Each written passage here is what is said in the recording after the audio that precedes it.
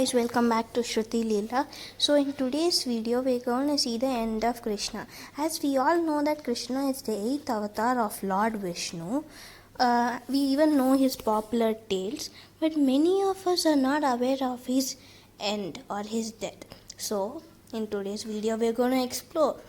After the Mahabharata war, Gandhari learned that her son Duryodhana had been killed in the fight of maces between him and Bhima, and she was overwhelmed with sadness. Earlier, Gandhari had given a boon to Duryodhana to have a strong body that could withstand the hardest of hits, but his thighs were his healed because of Krishna's clever strategy that restricted this part of Duryodhana's body from absorbing the full force of Gandhari's boon.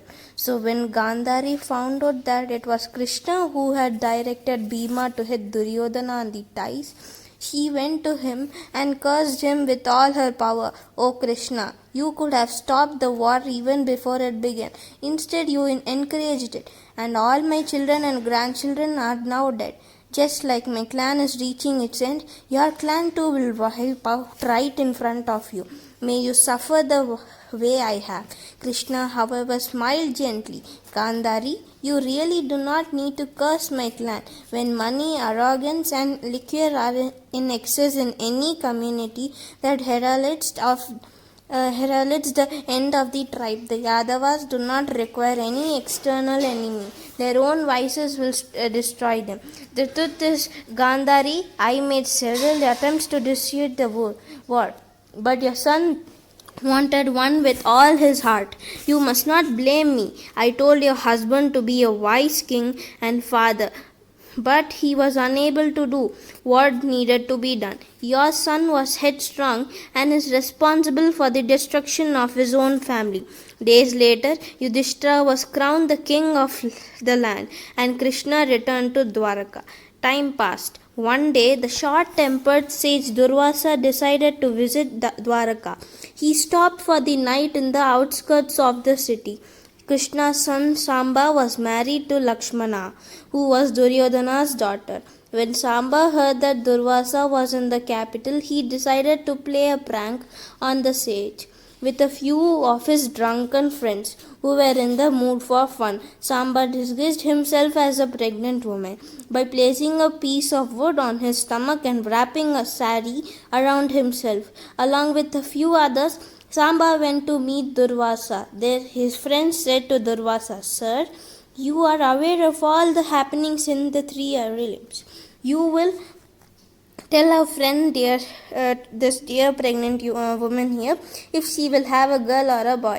Durvasa closed his eyes, and through his power he learned what was going on. He realized that these young boys were trying to trick him. His temper fled, and he responded to the young men, "This boy will deliver neither a boy nor a girl. He will deliver a piece of wood that will kill the dynasty of the Yadavas." Words shocked the young men, and they became deathly afraid. Without much thought, they immediately took the piece of wood from Samba, powdered it, and threw the powder deep in the ocean. The wood could never hurt anyone again. Together, they decided that they would not inform anyone of this incident. Within a few days, the powder thrown in the ocean reached the seashore and began growing as weeds. One full moon night, the entire fraternity of Yadavas decided to meet on the seashore to have some fun. Krishna was not at the celebration.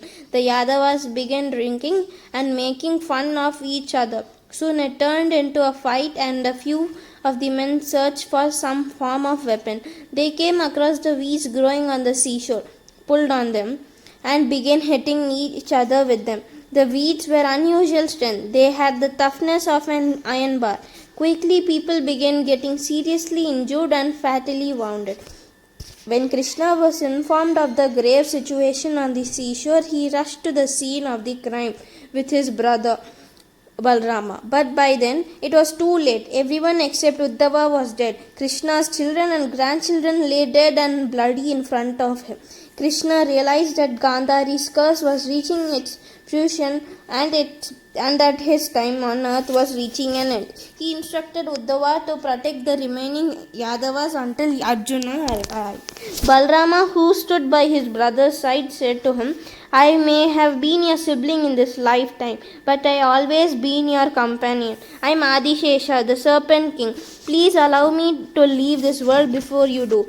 You may go, Balrama. I will finish my work here and leave this worldly form. Balrama waded into the sea and vanished from sight. Krishna then called his charioteer Dharaka and said, Please set forth to Hastinapur and apprise Arjuna that I am going to end my avatar. He must come and take the woman and the old back with him. With tears in his eyes, Uddhava approached him and said, My dear Krishna, I will perform my duty with a heavy heart. It is hard for me to face your old parents. I really do not know what life is. When an avatar of Dharma can suffer like this, what is the essence of life? Krishna smiled, and even in that moment he patiently taught Uddhava process and lessons of life, the importance of detachment, love, recognition of self, transcendence of life, and true knowledge. These are known as the Uddhava Gita today.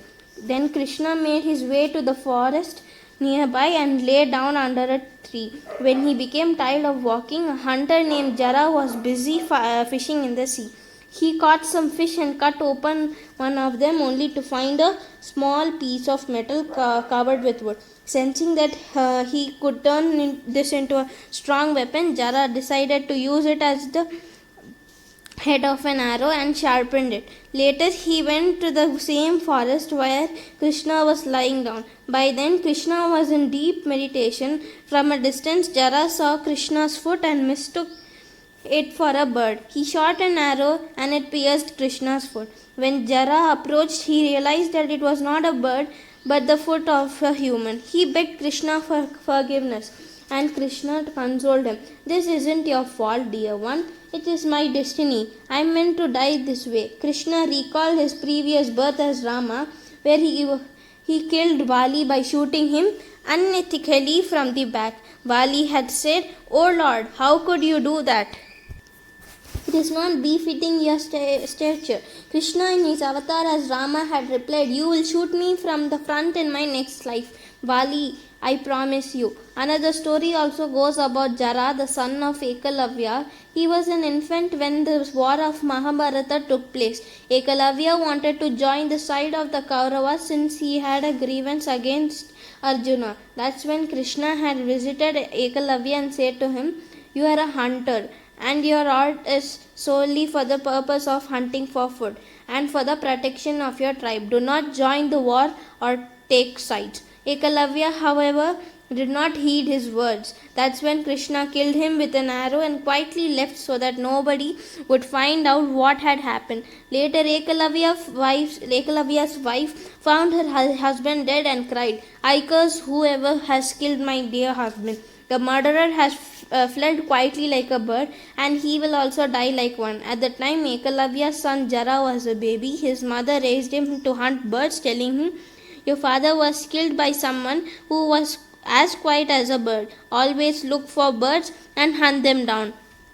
With that recollection, Krishna left his mortal body and went back to his abode in the heavens. Meanwhile, Arjuna received Krishna's message about taking the woman and the old back to Hastinapur. By the time Arjuna rushed to Dwaraka, Krishna had already passed over and left his human body. People mourned Krishna's death deeply, and for some life, like his wife Rukmini, it was a precursor of their own death. Rukmini